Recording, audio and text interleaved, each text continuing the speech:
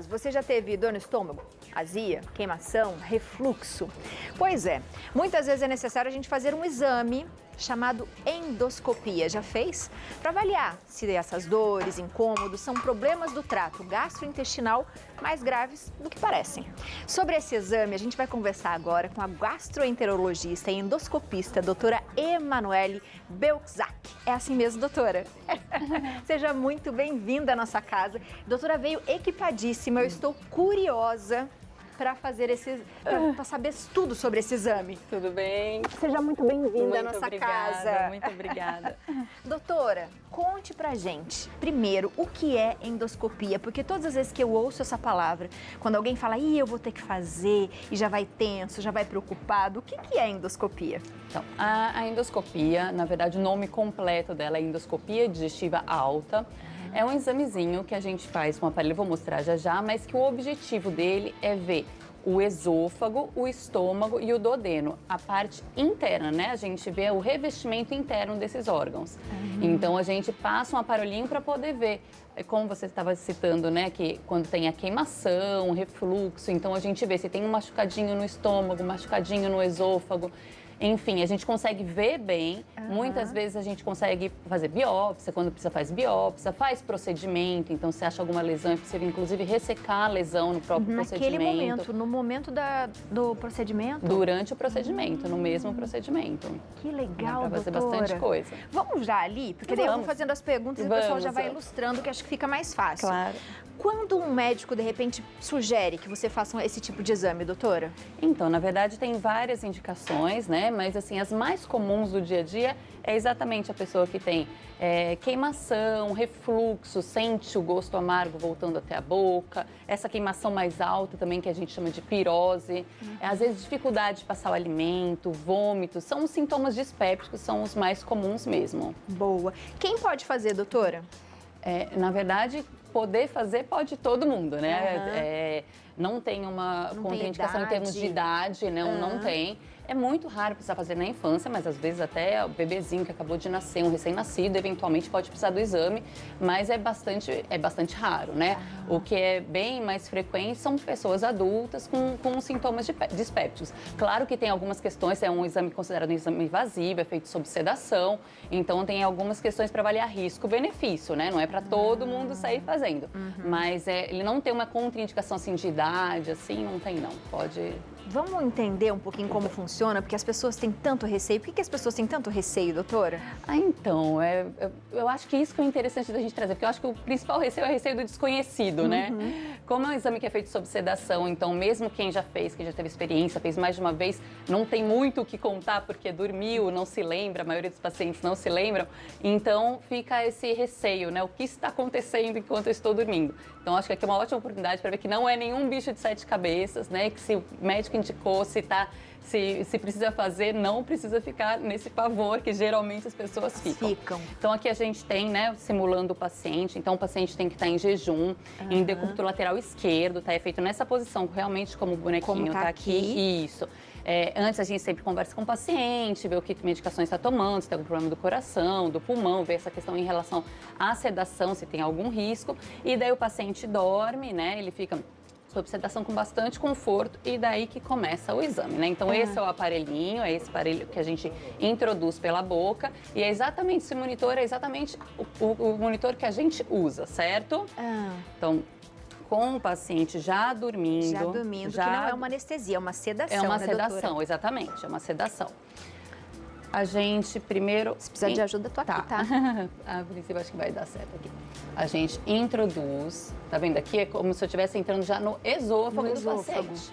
Vamos ver se o pessoal tá conseguindo ver direitinho, aí na tela vai aparecendo. Gente, que fantástico. Isso, aqui ó, é o estômago do paciente, tá vendo? Aqui a gente já tem essa, tá vendo um quadradinho apontando ali? É um pólipo, né? Tá simulando um pólipo. É um pólipo. É um pólipo, isso. Isso já é inteligência artificial, uma coisa bem interessante que a gente já tem agora. Então assim, se a gente de repente não vê alguma lesão, esse aí tá bem evidente, mas às vezes são lesões muito discretas, a própria inteligência artificial já vai nos alertando disso, certo. Isso é tecnologia bem recente mesmo. Então, aquele negócio que eu te falei que a gente pode já fazer procedimento, né? Vamos supor, nesse estômago a gente encontrou esse pólipo. Então, a gente vai no mesmo procedimento, durante o exame, introduz, a gente tem um canal de trabalho aqui que a gente consegue introduzir diversas ferramentas diferentes, tipo pinça de biópsia. remoto ali com várias coisas. Exatamente. É um canalzinho, né? Onde a gente passa. Daí sempre tem algum auxiliar, né? Que fica e que a gente faz. Então, vamos lá. Aqui tá aqui é a alça.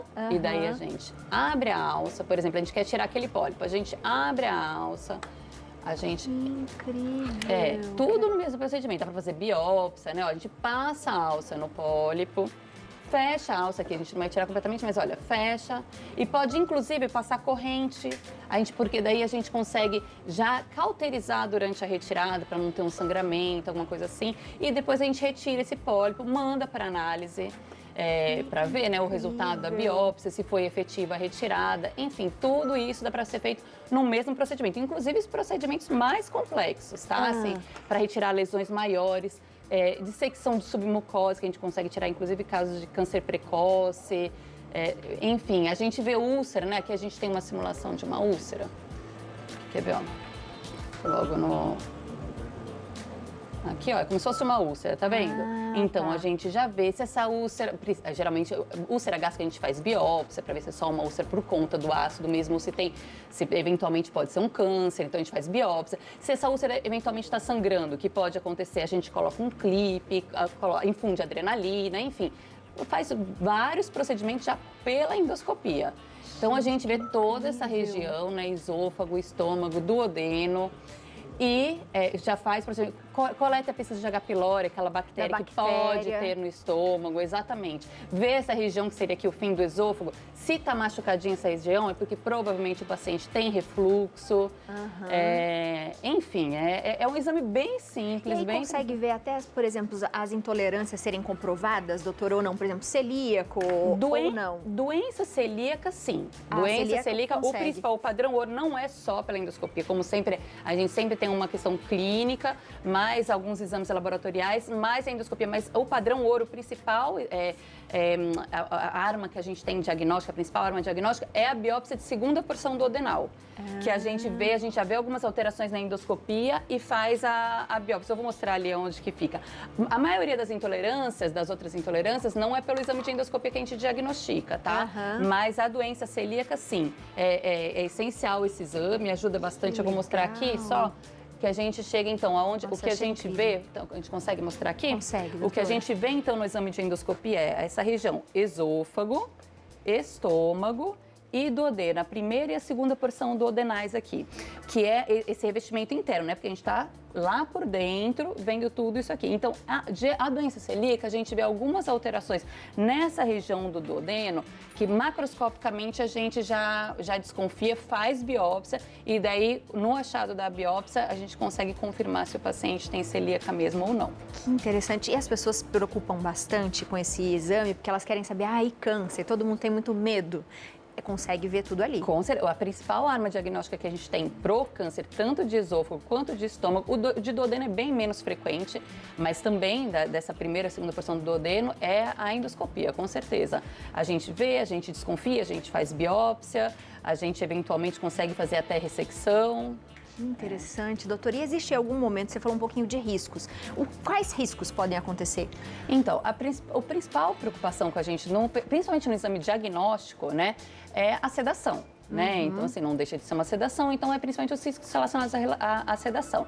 Então, um paciente que tiver comorbidades mais relevantes, principalmente em relação ao coração, ao pulmão, paciente com DPOC, paciente com insuficiência cardíaca, paciente com alergias, que já teve alguma complicação em sedação, acaba sendo a principal preocupação essa. Existem outras preocupações relacionadas ao procedimento. Acaba sendo um risco maior quando tem um procedimento dentro, igual quando eu falei, quando faz uma ressecção, uma retirada de algum pólipo, de alguma lesão, porque daí acaba sendo risco principalmente de sangramento e perfuração, né? É bastante raro, viu, Abi? Mesmo com procedimento, porque vamos supor que a gente olha, a gente achou que ficou uma ressecção um pouco mais profunda, a gente tem esse clipe que a gente pode ir lá e fechar. gente tem bastante arma hoje em dia que pode ser usada para minimizar as complicações. E sem você precisar abrir, né? Fazer uma extrema cirurgia, porque você está vendo ali. É em 3D, né, doutora? Eu achei fantástico. Exatamente, é uma filmagem, é alta definição. Eu não cheguei a mostrar a cromoscopia, a gente faz cromoscopia. Hoje em dia a tecnologia desse aparelho está tão boa que a gente já consegue ver até as hemácias passando dentro dos vasinhos.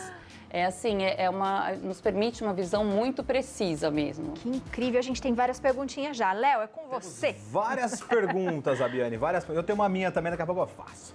Ronaldo Botelho, de Guaratinguetá. Boa tarde, doutora. Quero saber se a endoscopia é possível tirar a conclusão para operar a hérnia do hiato. Boa pergunta, obrigado. Então, na verdade, para indicar ou não a hérnia de hiato, a cirurgia de hérnia de hiato, é bem complexo, não é só pelo exame de endoscopia, né? Inclusive, não é o melhor exame para ver hérnia de hiato. A maioria das vezes a gente vê com tranquilidade, mas existem outros exames também que podem passar essa informação até com um pouco mais de precisão, mas normalmente depende muito mais da clínica do paciente, da avaliação risco-benefício também para a cirurgia, das comorbidades. O que acaba sendo mais relevante para a gente em termos de hérnia, para poder já conversar com o paciente e falar se ele está mais propenso a ser um paciente para fazer cirurgia ou não, é quando a gente vê uma hérnia muito volumosa, né? Esses pacientes, eles acabam tendo uma indicação um pouco maior para poder fazer a cirurgia. Mas, né, o principal, na verdade, é toda a clínica do paciente, avaliação risco-benefício. Não existe uma situação que eu falo assim, não, eu fiz endoscopia, você opera, você não opera. Não é isso isoladamente. Ah, interessante. O que mais, Léo? Manda pra gente. Vou fazer uma pergunta pessoal. A doutora falou que, por ser um exame invasivo, né, e também precisa de sedação, a gente pode ir embora no mesmo dia ou precisa de um acompanhamento com mais tempo, uma internação, por exemplo? Não precisa de internação, não precisa ficar internado. Na verdade, o que precisa é um acompanhante maior de idade, sempre, né? Então, além do jejum, basicamente prepara o jejum e chegar com o acompanhante maior de idade. Faz o exame, depois a gente deixa o paciente um período de recuperação, mas que varia, né? Depende muito de paciente para paciente, a dose que a gente precisou fazer, mas geralmente uns 20, 30 minutos, e daí o paciente tem condições de ir com algumas orientações, restrições de não dirigir, de não pode consumir bebida alcoólica, não fazer nada que exija muita atenção naquele dia, mas ele vai embora pouco tempo depois com o acompanhante. E aí, doutora, você falou uma coisa bem importante, que tem que ser feito um jejum. É de 8 horas, mais ou menos, de não é? 8 horas, isso. E aí, tem pessoas que às vezes acabam esquecendo ou passando um pouquinho. Pode dar alguma complicação, não pode, doutora? Com certeza, com certeza. A gente sempre pergunta para o paciente, qual a última hora que você comeu, para tentar, né, minimizar essas chances de o paciente ainda ter comida no estômago. Porque, vamos lá, além do problema de ter comida no estômago, mas assim, se a gente quer ver o revestimento interno do estômago, né, a gente está entrando para ver essa região, chega aqui, tem comida, primeira coisa, a gente não consegue ver. Não consegue ver. E segunda coisa, e mais até importante, é o risco do paciente, qual é o risco? O paciente está sedado, a gente está com o aparelho passando, tendo um estímulo nessa região. O paciente pode vomitar durante o exame e daí volta até essa região e vem para essa outra região, que é onde a gente não quer comida de jeito nenhum, que é a região da via aérea, né? Traqueia, pulmão. Isso seria um caso de uma broncoaspiração e que é uma complicação realmente bem complicada e que eventualmente pode até levar o paciente a óbito, né? Claro que a gente tem muita coisa para fazer, mas assim, o jejum é essencial, essencial. Tem que fazer, Tem né, que doutora? fazer, né? Para a gente poder ver e para a proteção do paciente em primeiro lugar. Com certeza. Tem mais perguntinhas de WhatsApp. Vamos lá. Temos mais uma pergunta. Antônio de Osasco. Boa tarde, Abi, chefe Léo. Doutora, é comum acordar durante a endoscopia? Obrigado, Antônio. Então, isso é uma preocupação do paciente. A gente faz uma sedação, não é uma anestesia geral, né? É uma sedação. O paciente tem muito conforto, né? Normalmente o paciente dorme o exame inteiro, mesmo que eventualmente ele acorde, veja alguma coisa, normalmente ele nem se lembra depois, mas pode acontecer, porque não existe, né? O paciente às vezes pergunta assim, mas qual que é a dose? Fala o peso, a dose para mim. Na verdade, isso a gente vai tateando durante o exame, né? Feito com o anestesista junto, mas ele vai tateando. Qual que é o objetivo? Que o paciente tenha conforto, fique relaxado, tenha conforto e sem colocá-lo em risco, né? Porque exagerar na sedação é um risco do paciente. Então, isso vai sendo... Mas A maioria dos pacientes saem felizes, a gente até brinca, não pode voltar semana que vem para que já quer voltar porque gostou da sedação. Também não é essa a ideia. Mas normalmente tem bastante conforto. Pode acontecer sim de dar uma superficializada, a gente fala, né, tá dormindo assim, mas normalmente já volta a dormir em seguida e não tem grandes problemas não. Doutor, existe algum momento, por exemplo, aconteceu isso com meu esposo essa semana, que foi descoberta uma diverticulite aguda. Tá. E ele estava para fazer endoscopia. E aí foi cancelada. Não pode, porque corre risco, é isso, Corre doutora? risco. Não tem por que a gente fazer. Na verdade, assim, qualquer quadro infeccioso, até o paciente às vezes tá marcado uma endoscopia, ficou um pouquinho gripado.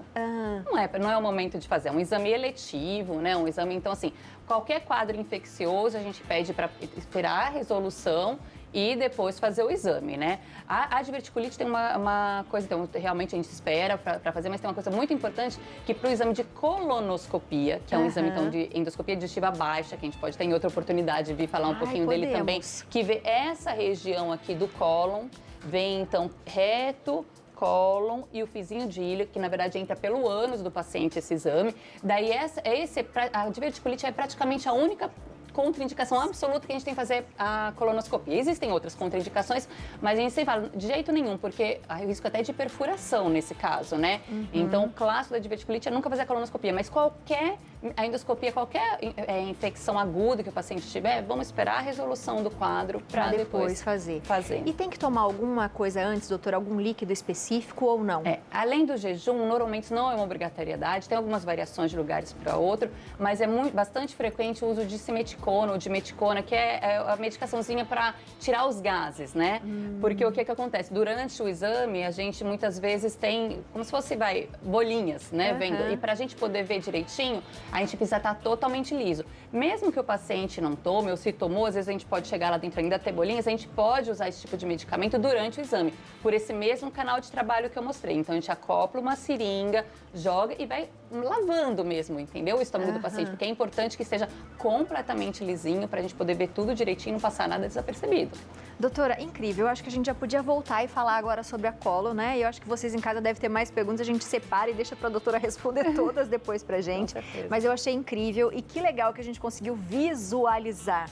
Porque todas as vezes que, né, o meu marido falava, eu preciso fazer esse exame, ele vai tenso, eu falo, todo mundo fica tenso, quero entender o porquê. E é incrível, né, essa tecnologia de você conseguir ver e conseguir melhorar, tratar situações no mesmo momento, eu achei incrível. Seja sempre bem-vinda, doutora. Muito obrigada, obrigada. Espero que você tenha gostado. Você de casa ficou com dúvida, gente, aquela de volta, né? Então aproveita para seguir a doutora, @doutora Emanuele, tá aparecendo aí na sua tela. Vilele Belczak, é assim mesmo? Isso. Chiquérrimo esse nome, todo junto tá aparecendo aí para você na tela. E @Instituto Belczak Especialidades, todo junto também no Instagram. Doutora, obrigada. Seja bem-vinda, ótimo final de semana. Obrigada.